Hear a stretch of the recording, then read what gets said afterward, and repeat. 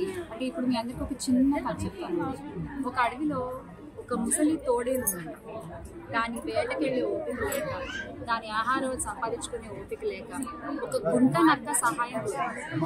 ఆ గుంట నక్క గుడ్డిగా ఆ తోడేలు నమ్మి అది ఏం చెప్తే అది చేసింది. ఆ తోడేలు చెప్పినట్టు జంతువుల్ని దానికి ఆహారంగా తీసుకురావడానికి ఆ తోడేలు బదులు గుంట నక్క తిరుగుతోంది మొత్తం అడవంతా. తిరిగి మొత్తానికి ఒక కుందేలుకి మాయ మాటలు చెప్పి తోడేలు దగ్గరికి తీసుకొచ్చింది.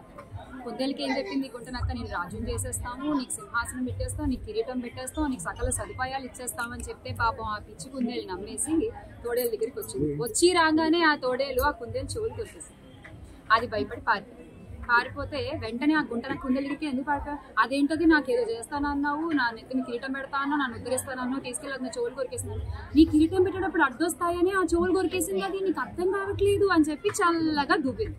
మళ్ళీ ఆ పిచ్చి కుందేలు ఆ గుంట నక్క మాటలు నమ్మి ఆ ముసలి తోడేలు దగ్గరికి వెళ్ళి ఈసారి దాని తోక కొరికేసింది.